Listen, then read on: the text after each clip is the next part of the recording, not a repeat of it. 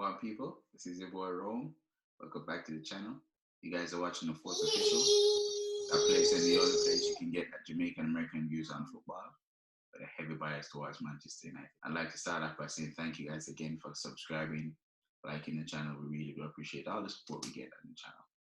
And we look forward to making a lot more content to you in the coming days and in the coming months, talking about football, Reggae Boyz, Manchester United. I'd like to introduce a special guest tonight. That man right here, man like Zidane is in the building. Pick up yourself, look and say. All right, people. So, the weekend started off with Premier League football being back. And, we were able to watch a few Premier League games. We were able to watch multiple championship games as well, following the Reggae Boyz. And one of the most disappointing games of the weekend was that Arsenal result. And it got me thinking, what does this Arsenal team and Arsenal organization remind me of? And it certainly reminds me of the Reggae Boyz. So as the fourth official, we tackle all of the difficult questions and make sure so we talk about everything that no one else wants to talk about.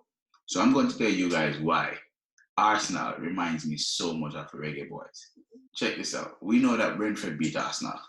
The first time in the top flight, first team to play against Arsenal, of course they're going to win. They beat Arsenal. And it was listening to the Arsenal fans who have been so hyped, so above themselves for the past 10, 15, 20 years. It's listening to them complain and cry and made me realize that Arsenal is no different from the way the Jamaica Football Federation is running the Reggae Boyz. The Arsenal as an organization is no different from the JFF and from the Reggae Boyz. And I'll tell you why. Arsenal is now suffering from gross mismanagement from the owners. The Reggae Boyz is suffering from gross mismanagement from the JFF. Arsenal is suffering from incompetent coaching in Mikel Arteta. The Reggae Boyz is suffering from incompetent coaching in Theodore Tapper-Whitmore. Both organizations are so similar. They could be Siamese twins. Check this out.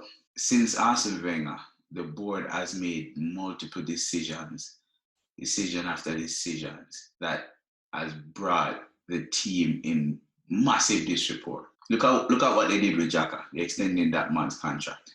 Look at what they did with Ozil by extending his contract, giving him a bumper deal, yet still not playing him. Look at the Sanchez situation. Look at the Aubameyang situation, giving him a big bumper deal, and Aubameyang has scored 5 goals since he signed that massive contract. Nasri, Van Persie, they've made so many bad decisions when it comes to managing the club, letting so many players, big, massive players, run down their contract and just leave on a free. You think back to the amount of players that left Arsenal for Man City because of the way the club, the management has been running the team. Think back to how the JFF is currently now running the Jamaica Football Federation. Gross mismanagement. Since we lost Captain Burrell, it's been a downward spiral. And it's just been a snowball effect ever since then. Look at the comparison. Compare the two and see if there's not so much similarities between the leadership of Arsenal and the leadership of the JFF. To this day, still cannot attract international footballers to come and play for the country, even those who are absolutely eligible to do so. Arsenal have Edu and other people running the country, and they're bringing in a bunch of Brazilians. Edu, the Brazilian, bringing in man like Willian, David Luiz, giving him big contracts when they're almost 50 years old. Same thing over there running Arsenal. And it's the same thing around the JFF. It's absolutely sad just to sit here and watch. And honestly, from a neutral point of view, it's kind of happy. I'm kind of happy to what's going on with Arsenal.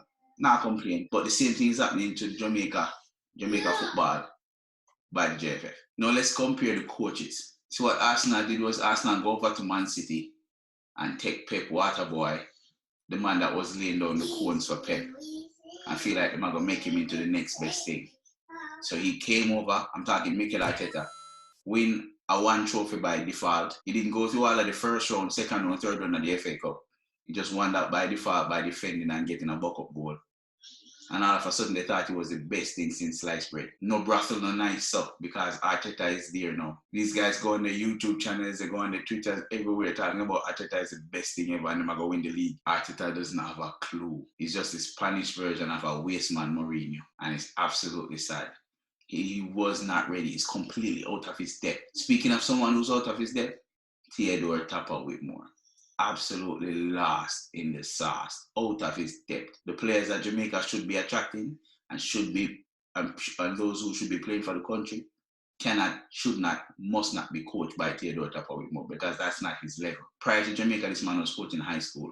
And I'm hearing from good people that this man was probably in construction before he started working for the JFF. Now, if you guys in the comment section don't agree with what my analysis of Theodore Whitmore is, please let me know in the comment section. You tell me where was Tapper Whitmore working before the JFF find him and give him the job. If this was not a let's find somebody who can say yes to everything that the JFF said, then I don't know what this was. People, there's glaring similarities between Arsenal and Jamaica. I know both entities, our organization is being run. And while I'm happy to see Arsenal falter because they are perennial rivals growing up watching Manchester United, it's sad to see that the country's football is not being managed properly.